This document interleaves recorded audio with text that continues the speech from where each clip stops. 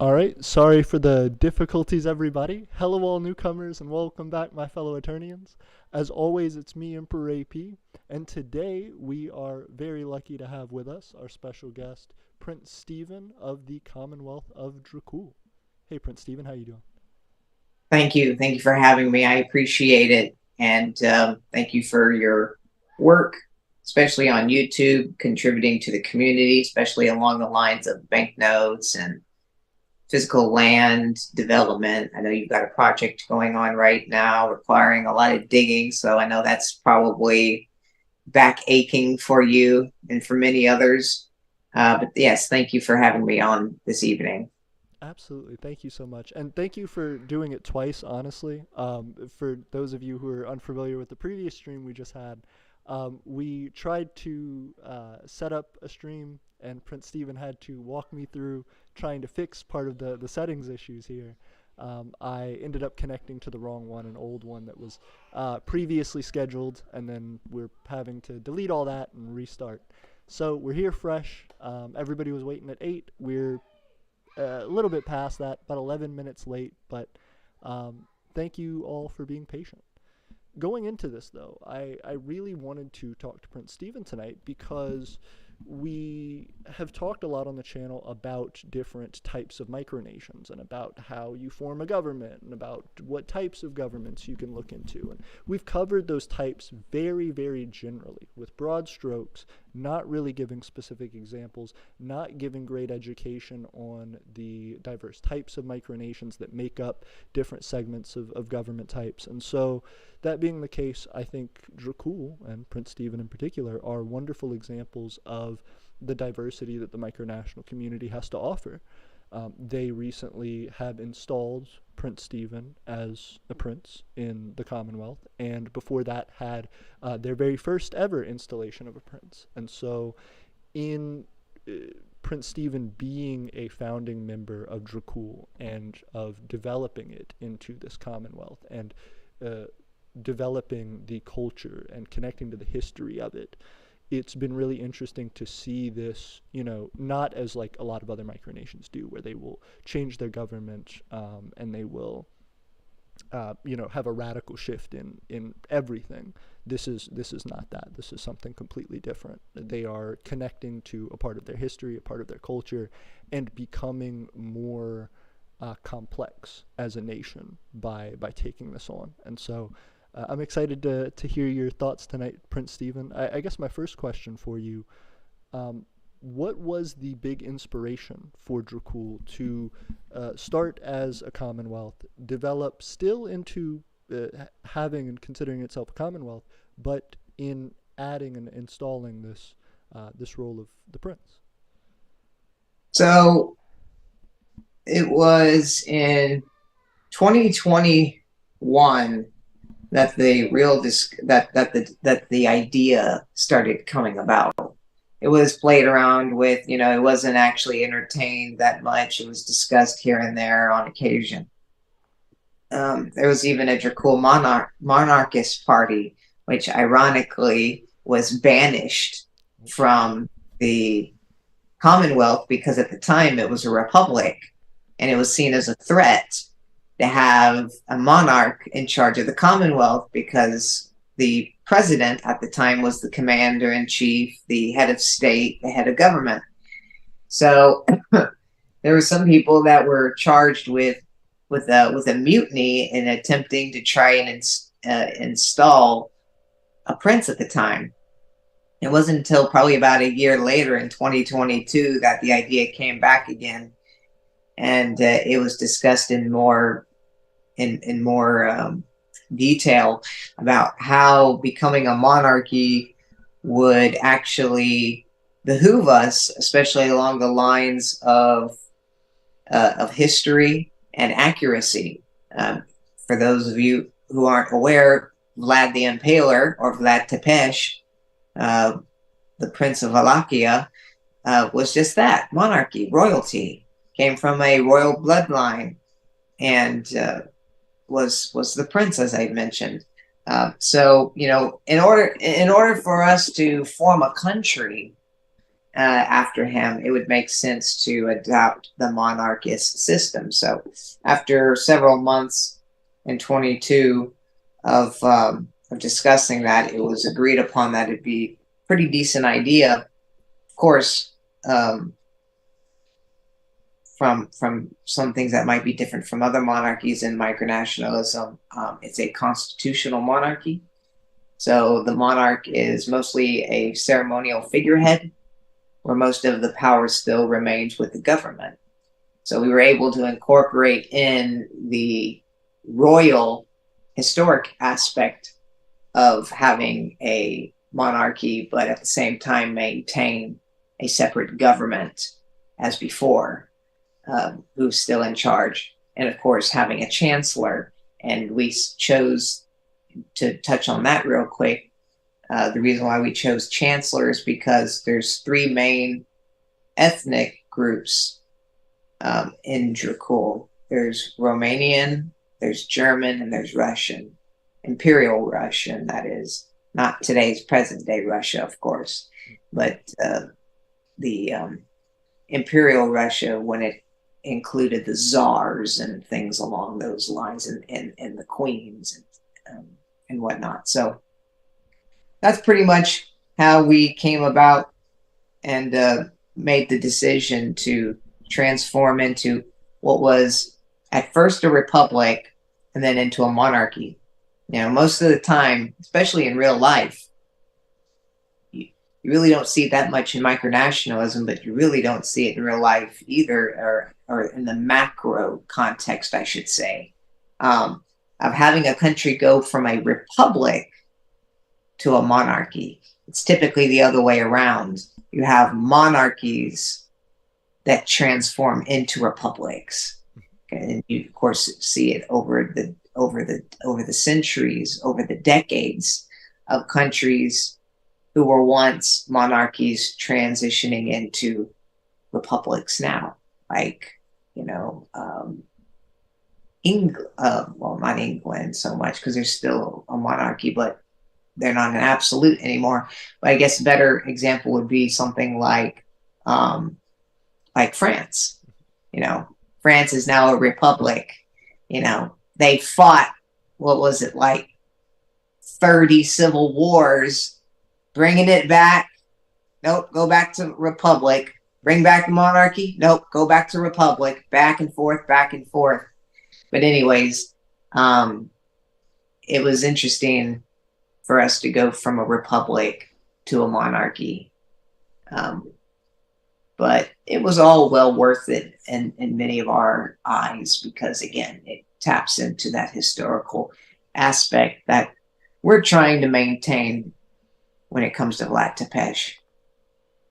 Oh, absolutely. And so I'm really curious about that because for those of you who don't know, Prince Stephen was, correct me if I'm wrong, Prince Stephen, was the president of, was the vice president, of Dracul, was the president of Dracul, was the chancellor for a brief period of Dracul, and now is the prince of Dracul. Can you tell me a little bit about kind of watching that change and how your position as always having been near the administrative seat has developed for you, and how you feel like your new role continues that legacy? Well, it all started back in 2017. Our foundation date, September 25th. And my co-founder, Dimitri Howie, who was the first president of Dracul, we happened to stumble across micronational videos. I believe it was a Vice News video on YouTube. And I came up with the idea, but I didn't want it to just be all about me. I wanted to give somebody else the opportunity to lead. I just wanted to help build it. So Dimitri accepted and was president for 4 years, 4.5 years. And then at the end of the 4 years, we had an election because he only ran for one term. It was a system based off of the United States system. Every 4 years, there's an election for the president. But he didn't want it anymore, and he really wasn't in the right availability, I guess you could say, to remain president because he was just so busy. So I picked up the seat as president, ran for it, unopposed. I was hoping that there would be some opposition, but anyways, I digress. Won the seat, the presidency, the office of the presidency. Sat in that role for, I think it was 4 to 6 months. And then that's when the monarchy was brought up. And then once that was finally approved and voted on by the people and then the parliament, it changed from being the second president of Dracul to the first chancellor of Dracul. And then after Prince Jacob, now known by his original name again, Connor Modena, stepped down due to a lack of time, lack of availability to fulfill the role, he appointed me the position. I actually wasn't expecting it.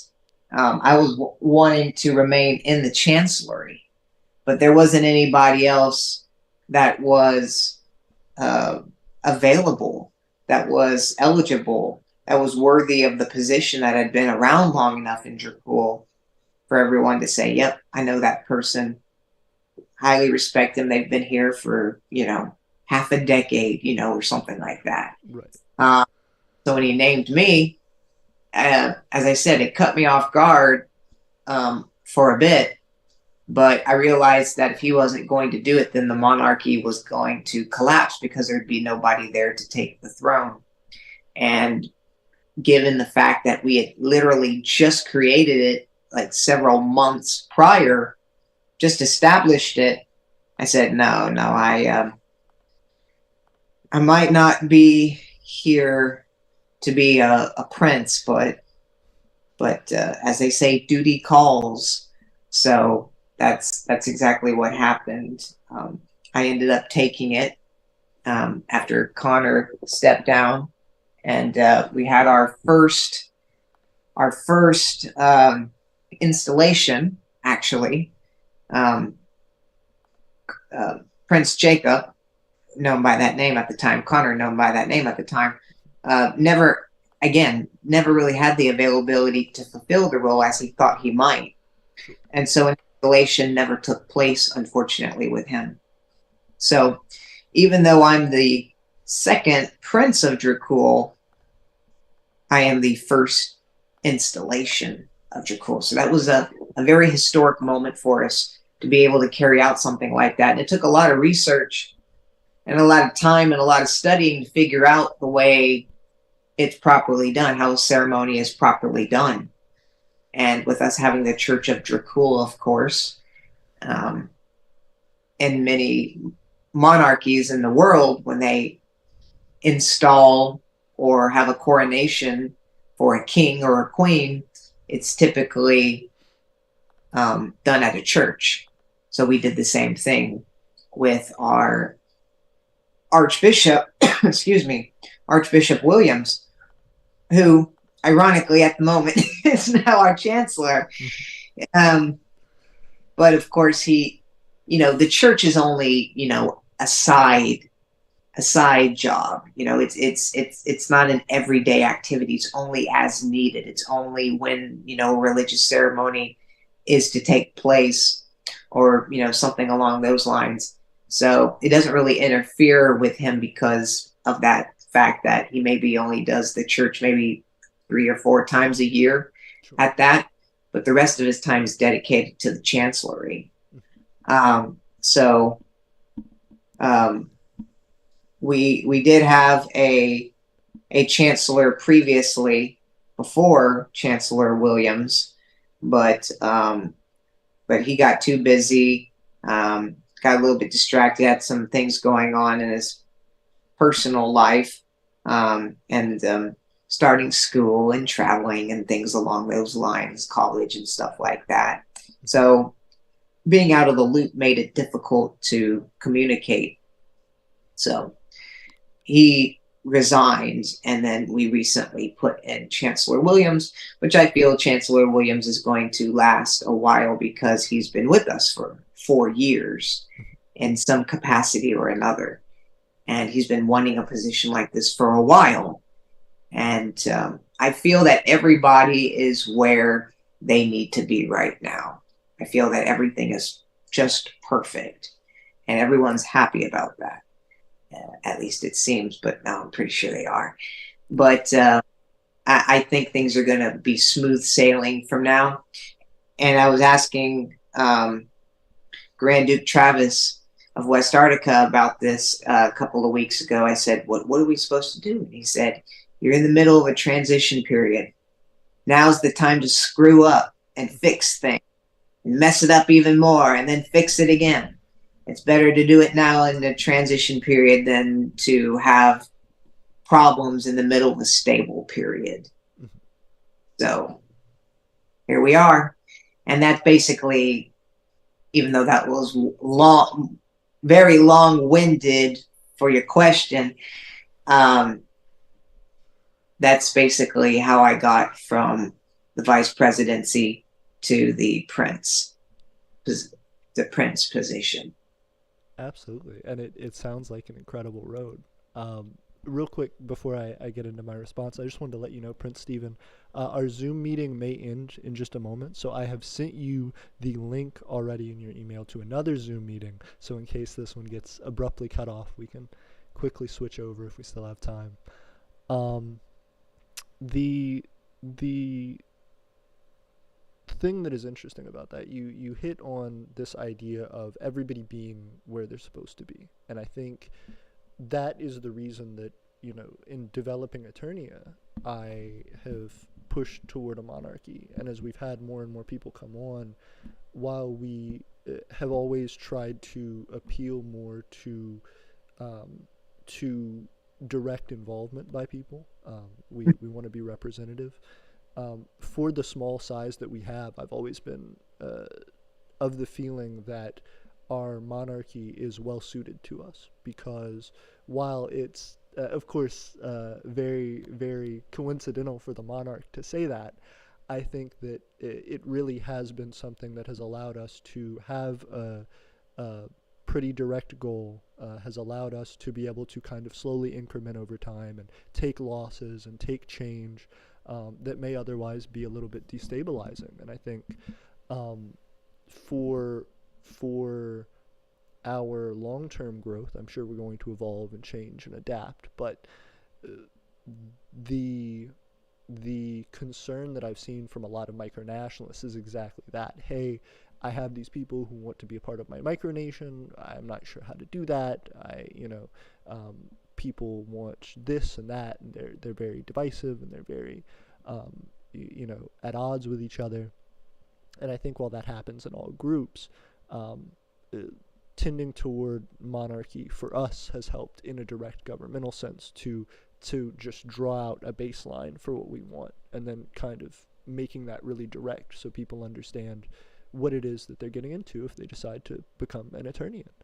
And so for you, I think that must be incredibly rewarding to see that not only have you developed this large community of people who have, of course, changed hands in governmental positions, and of course some have come and gone, but ultimately there is a large group who have stayed around, who have developed this not only very representative system in this, going from a republic to a monarchy, but also still keeping a lot of that camaraderie and a lot of that unity from being a smaller micronation with a smaller population.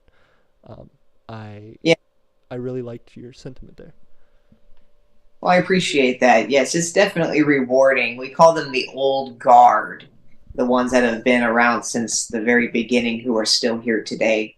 Even our Chief Justice, Dennis Garza, who became a citizen, and I believe it was October or November of 2017. Even though he's just the Chief Justice and he's rarely ever around, if we ever need him and I pick up the phone and call him, he will answer and he'll jump right back into Dracul to do his job. And he's done that several times. So it's nice to have somebody who's part of the old guard who, might be busy in life, but when you call them, they answer the call, no pun intended. But they answer the call and they do what they need to do to be able to ensure that the micronation succeeds, that it runs properly. And we've had a lot of individuals who have also left, just getting way too busy. Hey everybody, if you're still holding it down with me, we have lost Prince Stephen through the end of my Zoom meeting, unfortunately. However, I'm going to pop on real fast if you guys can see me. Hey, there we go. I'm tiny. Hold on. Shutting it on, shutting it off, shutting it on, shutting it off. Let's see if I'm bigger in this one. Nope, not at all. I'm still tiny. Okay. Hey everybody. You guys love to see tiny me on screen. I'm going to blow it up a little bit. There we go. Okay, so I am going to real quick jump back into a Zoom meeting with Prince Stephen so we can continue back with that. Absolutely incredible conversation though, guys. Really, this, a lot of people have asked us about what's important with citizenship, what's important with developing a government, and this is hitting into the heart of that. I was just about to ask Prince Stephen his thoughts on that longevity of citizenship, what's valuable in a citizen. And especially for all micronations, that's important. For monarchies in particular, I think it's very important because democracies tend to, in my opinion, in my experience in micronationalism, have large support groups in citizenry, but large fluctuations as well. Let me let Prince Stephen in, and we will jump back into it. Okay. We are connecting to audio. Okay. Hello, Prince Stephen. Can you hear me? Yes. Fantastic. Let me go ahead and throw you back in. Excuse me 1 second, everybody. We are going to jump back in. Okie doke. Here we go. And let's expand that. Oh, well.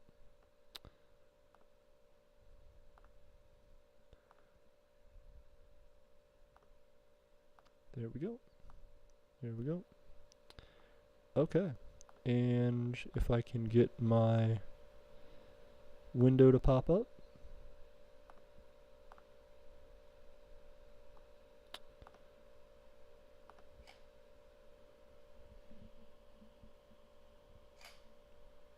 Okay. That's what it was.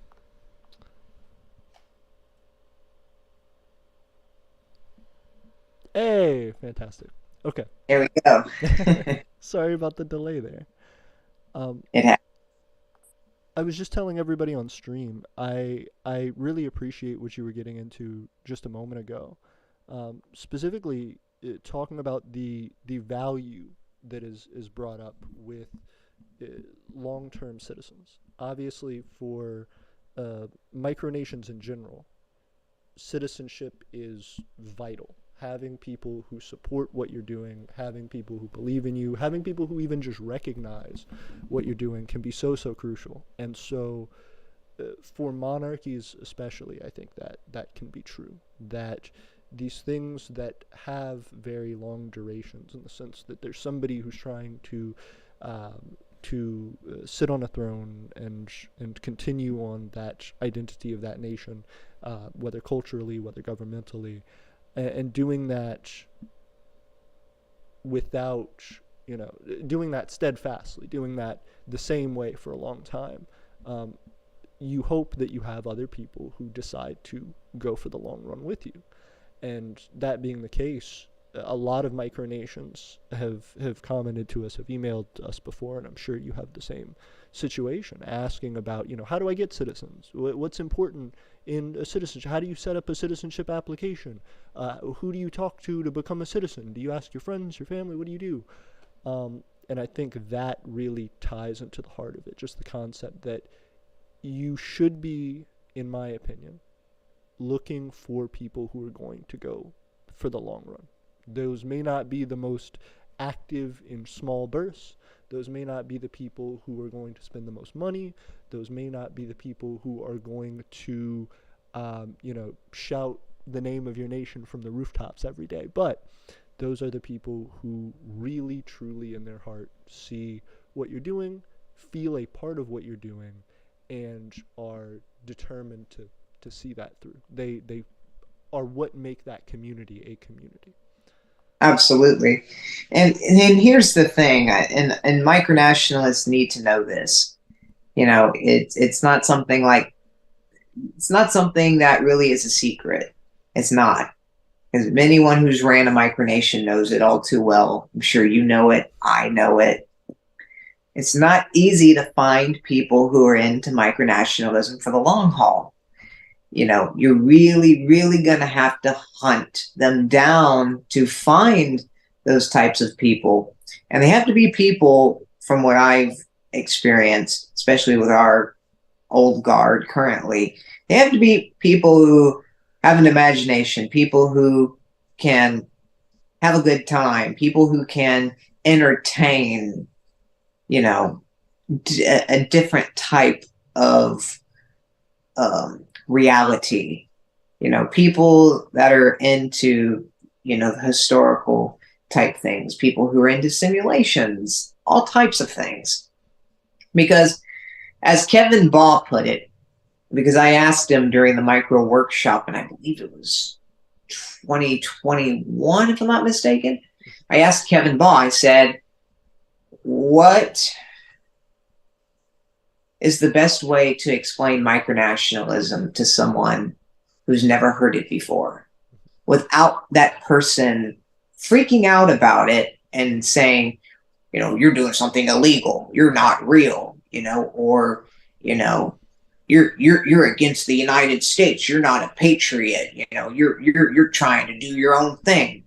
And President Baugh said it best: you have people who get it, and you have people who don't get it. And those who don't get it are never going to get it most of the time. And those people are not worth fighting on it. You can sit there till you're blue in the face trying to explain down to the nitty gritty exactly what a micronation is. And they're just not going to get it. They're going to think you're crazy. They're going to think you're a freak. They're going to think you're some treasonist against your macro nation. And those people just aren't worth talking to about it because they just don't get it, and they're not going to. So it's worth spending time on people when you introduce the idea to them. For those who say, yeah, that sounds pretty cool. Yeah. You know, those are the types of people you want to stay in touch with. And if they have the free time and they're interested in it, for sure, they'll join. And that's really the way that you got to go about doing it. And the best thing too, I cannot say this enough, try to recruit physically into your micronation. Try to recruit locally to you. Most Draculians, for instance, are in Texas. Most of them are in somewhere in the Houston area. We've got some spread out, you know, some up in North Texas, some in West Texas, but majority of them are right here in the Houston area. Maybe not the city. Many of them are in the suburbs, but they're close enough to where they can travel to Dracul physically during national holidays and participate. Like come to our annual Christmas party, you know, and stuff like that. And that's another thing too, about attracting people to stick around for the long haul. You want to be able to do things with those people who are local to you that they're going to remember, you know, for years to come. Like I said, for instance, the Dracul Christmas party. We have a Dracul Christmas party every year. The invites go out to everybody that's surrounded. Sometimes just for shoots and giggles, we'll send it out to someone over in England or something like that. But, you know, it's mostly here. And, you know, they come to the event. There's music playing. We got chairs and couches and stuff like that all around that we set up. Table full of food. That's another thing too. You know, when you're hosting things like that, you're going to have to spend some money out of your pocket. Getting a nice little tablecloth, disposable tablecloth, getting a snack tray, a different, appetizers and things like that, ordering a pizza or, like 5 pizzas. So there's a different variation, having drinks. And then at the end of our Christmas party, we have a raffle. So these are just some of the ideas of what you can do to make people say, you know what? Sounds really cool, because you want people to, and the reason I bring up these ideas is because you want people to be able to say it's worth it. I'm not just belonging to something. I'm not just donating money to something. I'm not just, holding some volunteer government position for, 6 months and then voting, for a candidate or something like that. I'm actually getting something out of it. I can go to an in-person event, I can celebrate with other Draculians, focus on that. And that way people will say, not only am I part of this micronation, but it's a micronation that's a community. It's a physical community. Everyone's going to be, excuse me, everyone's going to be there. And I get to meet new people. That's another thing too. You want to introduce people to one another face to face. So, because I could see you on Discord. If, say I was an Aeternian citizen and I saw you on Discord and you're over in more towards the east than I am of the United States.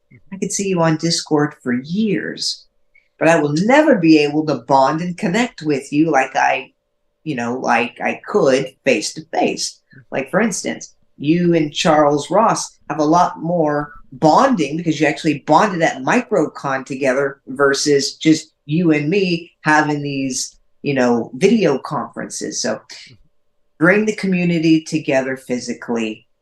You will, within those physical realms, find dedicated people to stick around for the long term. And you'll even find people on the internet who will want to stick around for a while. Our last Secretary of State was with us for like 3.5 years.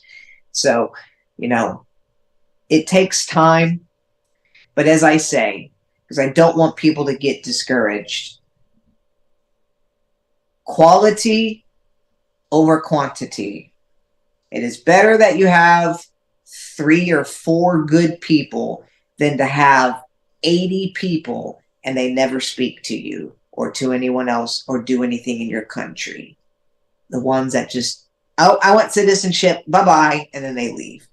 It's better to have quality over quantity. Don't worry about these other micronations that are out there, with 900 citizens. Because chances are those 900 citizens aren't doing anything with those countries. They're not. Like Slowjamistan, they talk all the time about having so many citizens, but they just get the souvenirs and then they go on with their life and they just say, I'm a part of it, but they don't actually participate that much in it.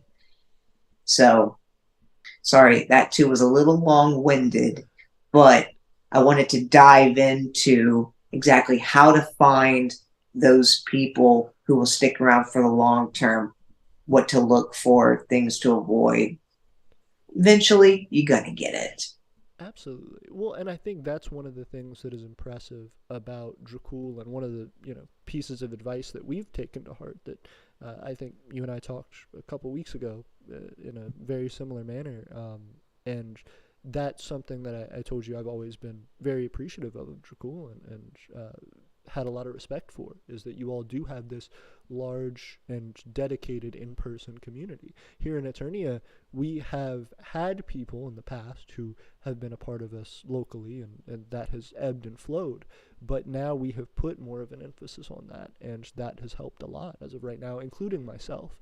We have 4 local citizens, which isn't a ton, but as of our founding day ceremony that we had back August 20th, or a few days before, I think, actually, but the founding day is August 20th. We had this big community that was there. I think we had 12 people at our party. Not all of those citizens, of course, but people who care about us, people who wanted to come and listen and hang out and celebrate with us. And that felt like the start of something big. We have had a community online for some time, and those people were a part of it too. We had a live stream that was going on. But it feels so wonderful to, I think, not only for the people locally, but also for the people online, to see a community of Aeternians gathering in person. And I'm definitely appreciative of that. I would say I think both Dracul as well as Slow Jamistan have been inspirations for us in that regard, simply because you both have had these very public displays of, hey, we have people coming to where we are and taking pictures with us and spending time with us. I've never been to a Slow Jamistani event, so I'm not sure exactly how they go. But I would say that the fact that you can show people, hey, we have this community here. These are people who care about us. These are people who will stand by us and say that they are Draculians, that will say they're Slow Jamistanis, that will say they are here, there. That's important. I think even Malasia, to my knowledge, their citizenry is primarily based around their family, but they have Right. big turnouts for that. They have family friends who are coming by. They have people who are visitors who have never been to Slow Jamistan, who have never been to Malasia before, coming by and spending time and getting to know who Malasians are and why it's so important to them. That they have this nation and that they have a place that represents them. See, That's that's in too with the whole population thing. Like you said, it's just based around their family. And look how successful they are. So you don't need 900 citizens to be able to be successful. Again, it's quality over quantity. Kevin realizes that. He went with that. He didn't want to make it that big. I don't think that was ever his intention to grow it outside his family. But it doesn't matter what his intention was. The fact is that it's just based around the family. It's like 5 citizens or something like that. Maybe, and I think maybe one includes the family dog or something like that. But it works. It works. And that's another thing too. You say he has all these events and these tours that he gives people. You might not be able to give a tour of your house. You want to come by and see Aeternia? Come on in. I'll show you the bedroom. I'll show you the living room. Not like that. But you can still do things physically with other people, like helping out, your local community, passing out bottled water to the homeless people on the side of the road in the middle of summer, something like that. And that right there is not just, and I want to make this very clear. I would not do this. I would not aim to do this based off of this. But when you're out in the community helping people, it does give you exposure, whether you want it to or not. People are going to realize what you're doing. They're going to see who you are. They're going to ask questions. They're going to be like, who are you? And you're going to tell them, we're Aeternia. So there is some advertising. Like I said, don't go out passing bottles of water just to get recognized. Right. Do it because you actually have your heart in it to help the community. But you know what I mean. So, it comes with it as a reward is more of what it is when you're doing things like that. You get a whole bunch of your citizens together in any micronation. You go out and help the community, even if it's 3 or 4 of you, even if it's 2 of you. People are going to be like, are you part of a nonprofit? What y'all doing out here? Tell them, just got our own little thing going on here. We got our own little organization, our own little association, which we like to see it as a new country idea. And, people will start asking questions. 100%. And to jump into what you're saying there, I think we can all agree. We've seen the YouTuber who goes and hands a homeless person money and has a camera in their face. You don't want to be that person. I think you're completely right there.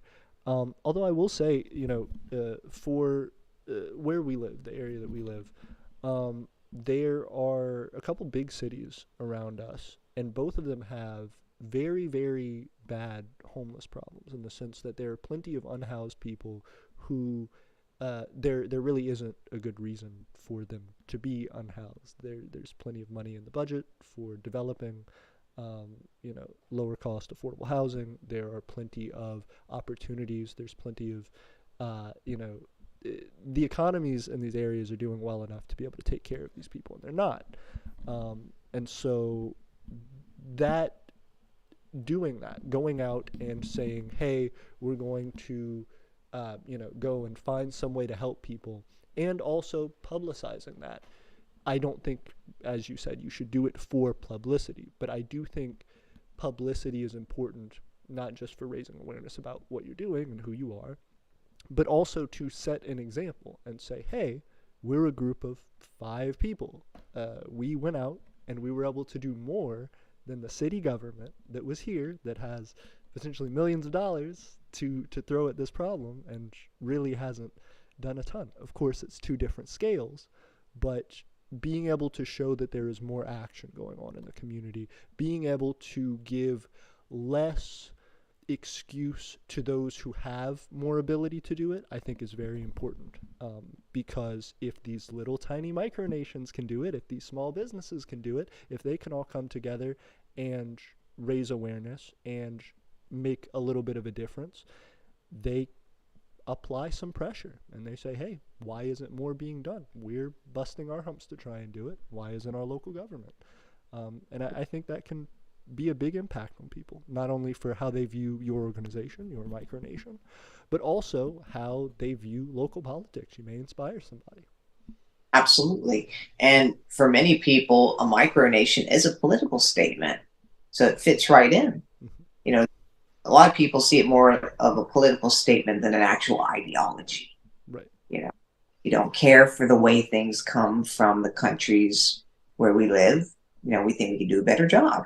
And that right there is a perfect example to do that. Look at, say you were a micronation based out of San Francisco or Portland. That's a huge homeless problem and drug problem over there. And the government is just enabling it, passing out free syringes so people can, shoot up in the middle of the street. And then you got syringes lying all the way down the curb, in downtown San Francisco. And then children got to walk by that on their way to school, and your everyday people, So take an opportunity to address the homeless problem or to address the drug problem, and, eventually it's going to pick up traction because people were sick and tired of seeing that in their cities. And they're sick and tired of their macro governments not giving a crap about, preserving the cities. And so if they see a micronation or an organization, if you will, doing something about it and addressing the problem and trying to make a difference, you just might earn yourself a positive headline in tomorrow's newspaper. It's just, it just might happen. But I think that's probably the best way to go. And I think that it's going to attract a lot of people. People say, well, I want to help you out, or you can donate to us, or you can join us. Become a citizen. It's free. What do you mean become a citizen? Well, it's technically membership. We call it citizenship because, we're based off of the image of a nation. Sometimes you kind of have to step outside the micronational realm, and you got to kind of water it down for people to understand it. Most of the time when you explain it like that to someone who's like, huh? Then they'll understand it and they'll be like, oh, okay, I see what you're doing. You've got this country project going on. Yes. See, now you get it. Absolutely. And I think that's something that is helpful as well, as far as understanding what it is that you're doing when you are seeking out citizens. The more exposure that you get to speaking to people one-on-one or in groups about your micronation and what your ideas are and what your purpose is and how, you know, your history is developed and what your current plans are, all of that is going to be thrown at you. Maybe not thrown at you, but is going to come into question when you are talking to somebody about this. And you need to be able to handle it, and you need to be able to think about what it is that's an appropriate response and how you are trying to convey your ideas. It's one thing to speak to people on the internet. It's one thing to turn on a camera and say some things and shut it off. It's an entirely different thing to be talking to someone who's right there with you and who's trying to hear you out as another person and trying to understand your commitment to this thing that you're asking them to consider committing to as well. And I think the longer that you do that and the more opportunities you have, the better you'll get at it. And it'll also allow you to see other places to look for untapped potential. There, for example, famously through the New Deal, was shown that people who are in poverty, people who are homeless, people who aren't able to keep a job or have transportation, things like that, are people who are certainly well equipped to do things. They are people just like everyone else, but they are people who are not able to properly utilize society or have their contributions properly developed. And so when you are trying to help people, when you're trying to do things, think about what it is that your impact is and how those other people can assist you. If you're saying, hey, I'm going to go and give out water to the homeless, maybe ask them what it is that they need. Ask them what it is that they can tell you about the local community and about what's important to people who may be on the streets, people who may have drug addictions, people who may be suffering in you know, some way or another and you know, potentially losing their livelihoods, potentially getting into dire straits. And so the more that you can see those opportunities to help people, the more that you're going to develop a community of people who rely on you. That's certainly a big responsibility, and you have to be able to maintain that and grow that. And that's an area that we haven't even delved into yet. But the driving point is just having something that allows you to make that difference and for people to see that. Prince Luke, that being the case, I'm really, really curious about how it is that in Dracul you have developed people's opinions and have cultivated this community. You know, you go from individually telling someone, hey, this is the Commonwealth of Dracul, this is where we meet, this is what we do, this is our history, this is why we do what we do, to somebody coming to a Christmas party and hanging out and having fun and being one of the citizens, and, you know, just like everybody else. What do you feel like that's like? You've been on the situation on the giving end, I suppose, in trying to recruit. How does it feel, do you think, to be on the receiving end of recruitment from Dracul? It's great. It really is. It's very rewarding. You know, it's nice to see a group of people who keep coming back to participate year after year, throughout the year as well, who actually want to benefit the community and make a difference for it.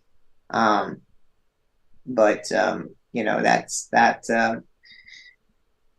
is what happens when you put a lot of dedication into things. And people have to understand this. If you want to be a successful micronation, you're going to have to put dedication into it. And I'm not just talking about, you know, a couple of times a week. You're really going to have to bust your butt in order to make it work.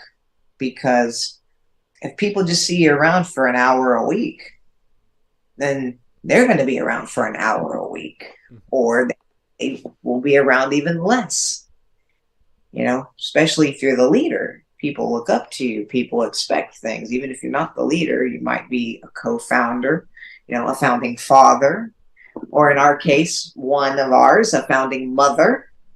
So, you have to lead by example. How much do you want people to dedicate is what you have to be able to put into it. If you want people coming around every day, having conversations in Discord, you have to be around every day having conversations in Discord. But once you get to that point of having people established to participate constantly, it is a great feeling, and you will get there. And I feel that, as I mentioned previously, recruiting in public, in person, your friends definitely help you out. Even if your friends might think you're a little crazy for starting your own country, a lot of them will support you, at least think it's a cool idea. And then many others will be as crazy as you and say, yeah, sign me up. So that's a great place to start, but it is a great experience. And, you just have to do your best to maintain it. Some people will leave. Some people will fade away over time. Life goes on. Things happen. People get busy. People start developing families. People get bigger, more time-consuming jobs. You just have to take it for what it's worth. And be nice about it, There's a lot of times when people leave micronationalism, they don't want to, especially when it comes down to things like that.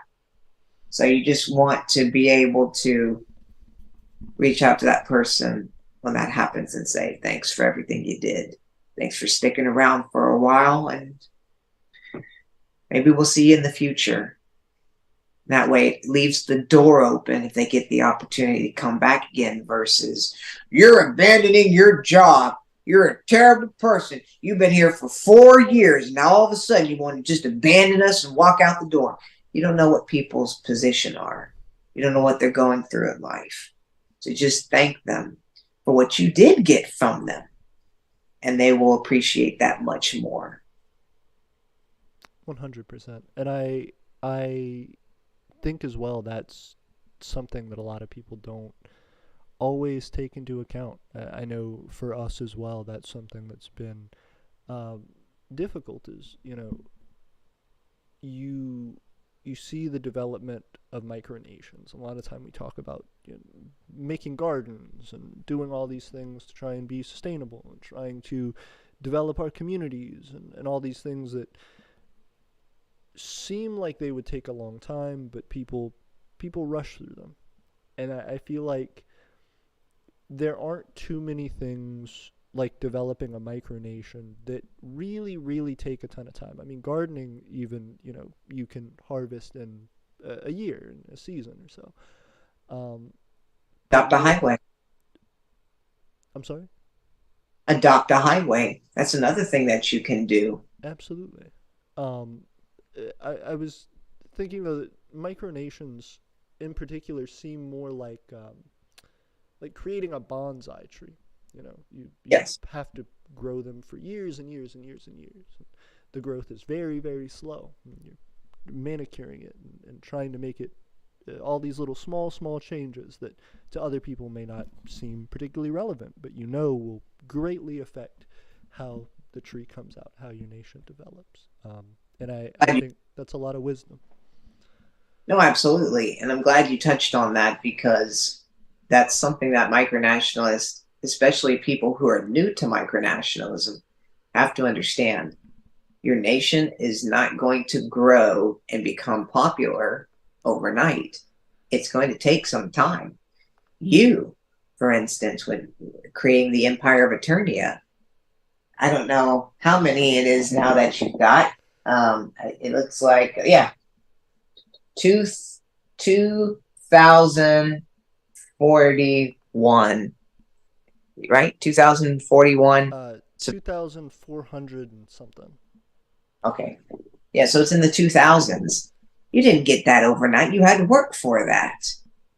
And in the end, it's rewarding because you have so many people who are subscribed, who are viewing your content, leaving comments behind, asking for advice, giving input and whatnot.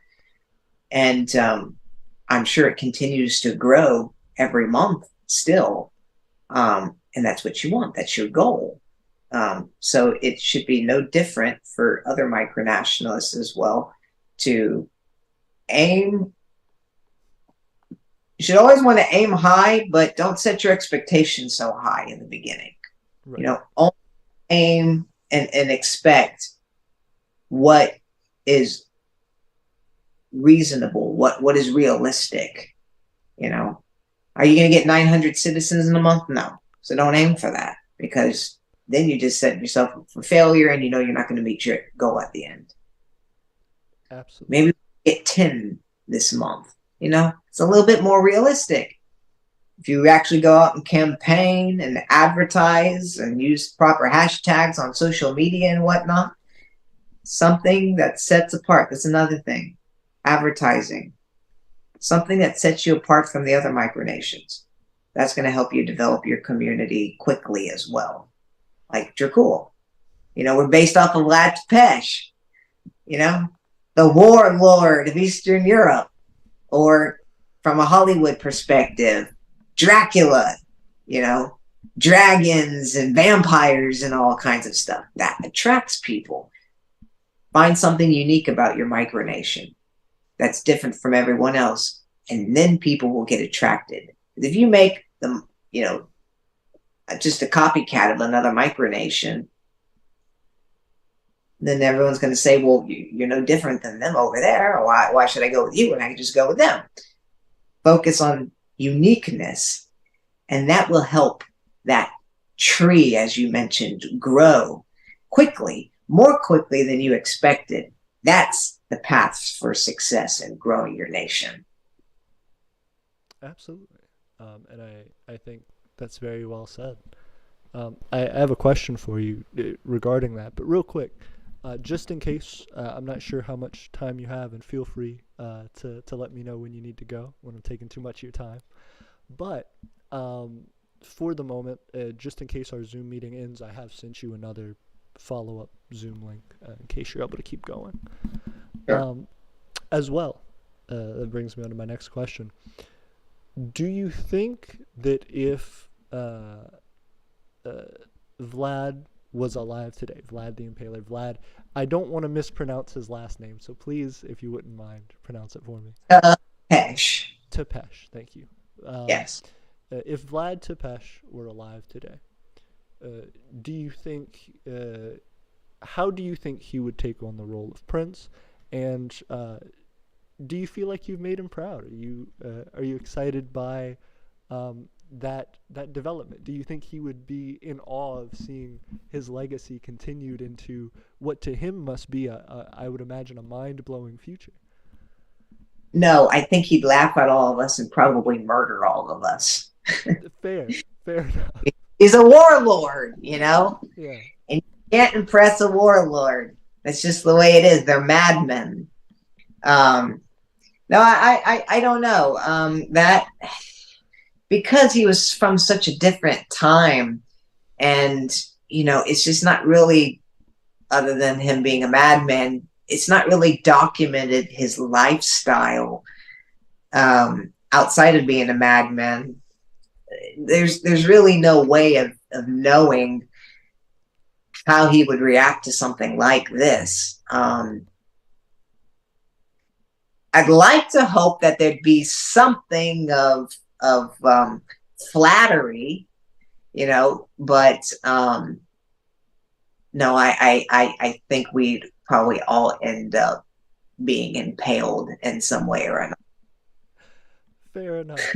Fair enough.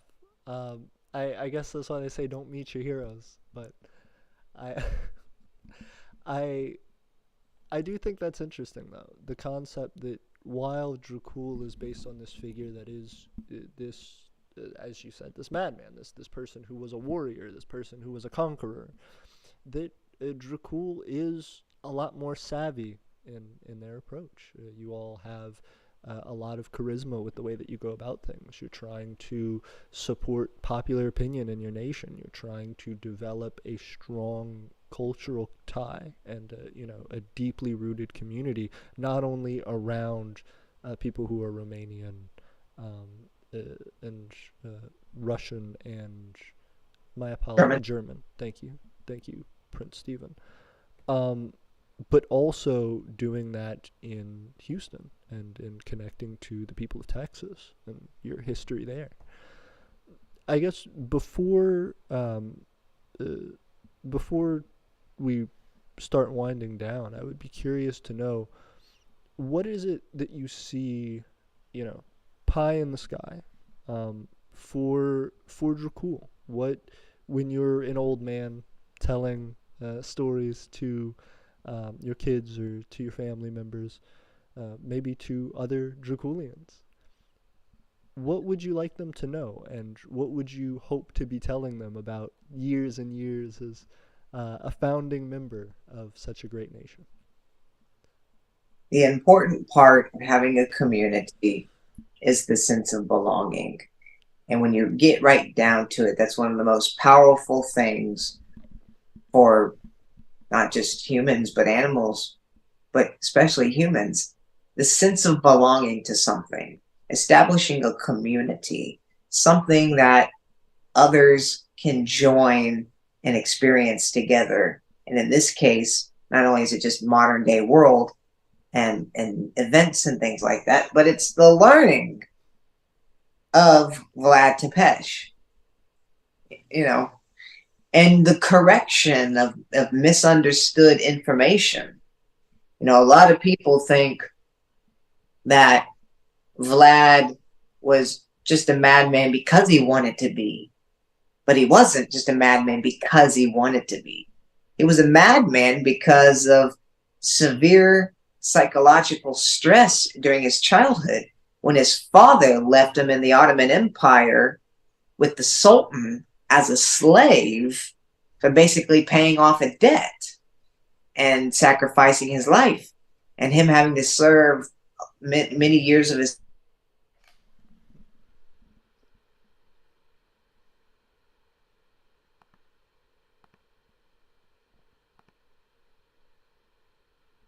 Hey everybody, again, if you're back with me, we have lost Prince Stephen, but we are going to be jumping back in right here. Let's see if we can do that. Hey, I hope everybody can see me all right. We are here. Again, we have been talking to Prince Stephen, learning a lot about the Commonwealth of Dracul and learning a lot about Aeternia.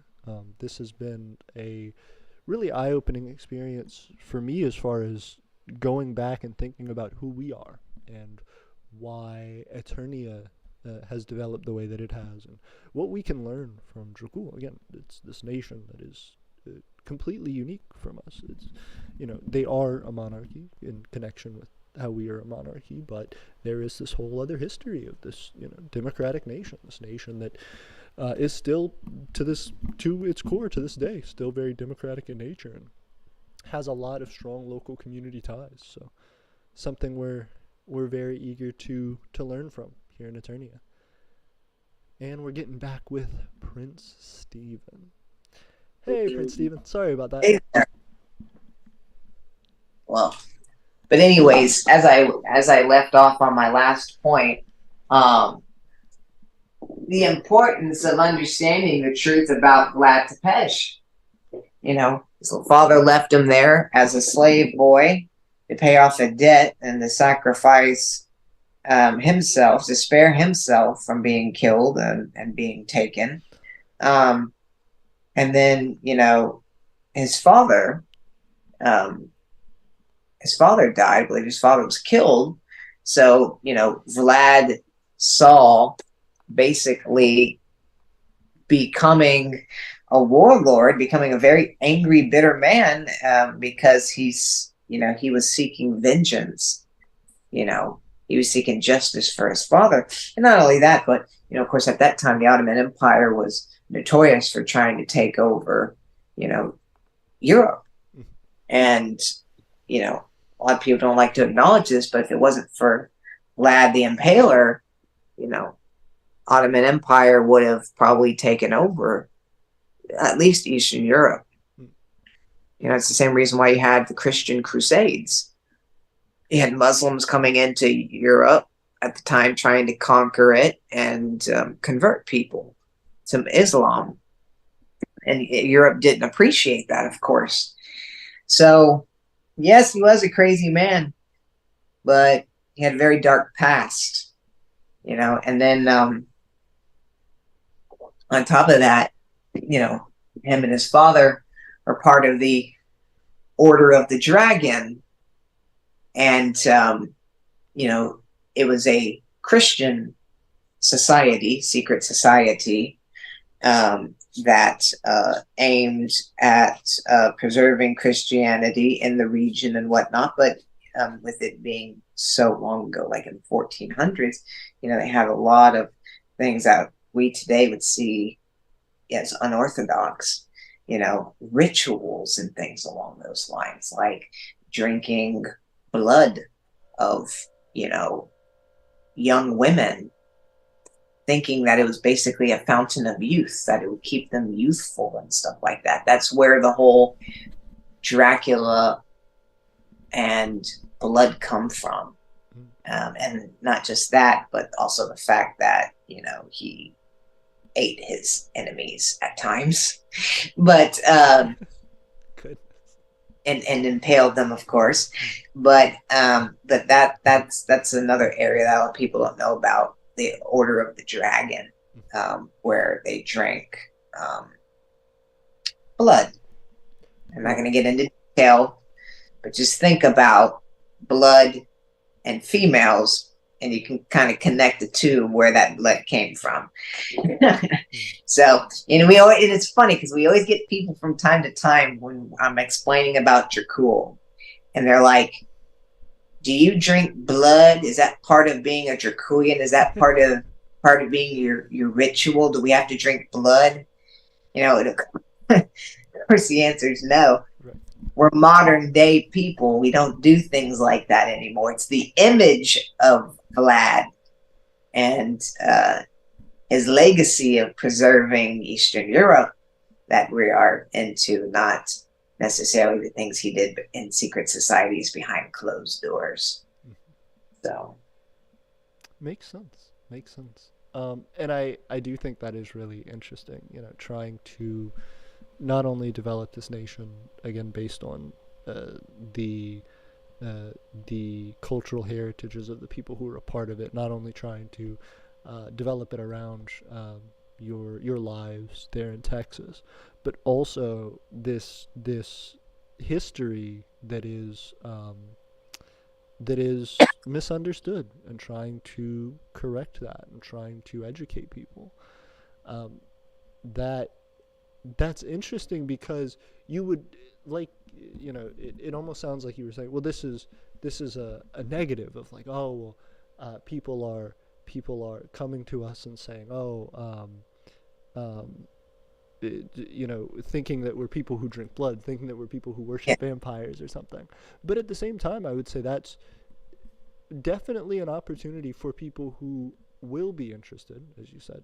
Kevin Ball says, those who get it, those who don't won't. But in that same vein, I think that conversation, if somebody is willing to have it, really opens the door to explaining that there is a misunderstanding there. And I think while that may be awkward initially, as far as the PR is concerned, that for the right people makes you think more deeply about, hey, well, if I had a misunderstanding about, this idea of who Vlad Tepes was, maybe I have the wrong idea about what micronations are, and maybe I can learn a little bit more about what it means to be a nation. And I think, inadvertently, or maybe purposefully, it seems somebody going about that path of explaining that and connecting that to their culture is really sorting people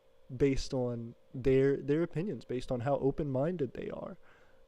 And I think that can be of great benefit to Dracul, to be able to say, well, the people who really are going to just not think any further than face value, the people who aren't really going to take a long look at, dedicating themselves and trying to connect with our ideology, they're going to hear Vlad Tepes and think Dracula and not, not want to get within 30 feet of us, but people who really care about this, people who are going to be more open-minded, people who are going to care about developing a community will want to hear more.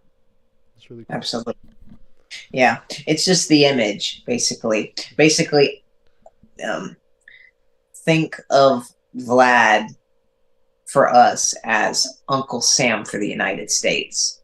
You know, of course, Uncle Sam was fictitious. Same thing with Columbia. Same thing with the Statue of Liberty. All fictional people, but still an image for us. So. But I do think that is. Oh, my apologies. No, go ahead. I was going to say, but I do think that's even more credit to your case. The concept that,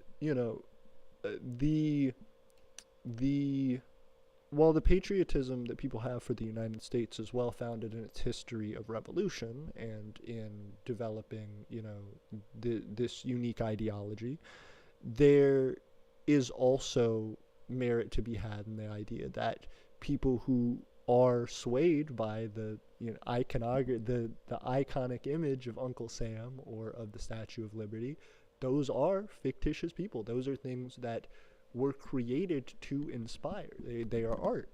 The image of Vlad Tepes is not only art for you all, it is not only that symbol of pride and unity, it's also a real person.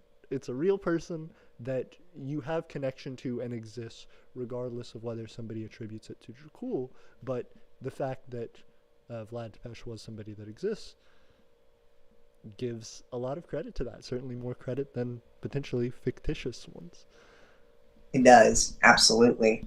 No, and I'm glad we picked it. And of course, we selected it mostly, due to the fact that, that Dimitri Howie, our first president, had family from Romania, and I was born in Romania. So it, us being the two initial founding fathers, it made sense for us to do something from, an area that our family, came from.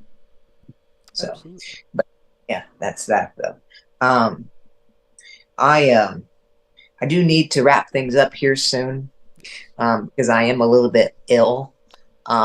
So I'm fine, fine, but it does give me trouble at times, and I am starting to feel a little bit of pain. So I do want to relax.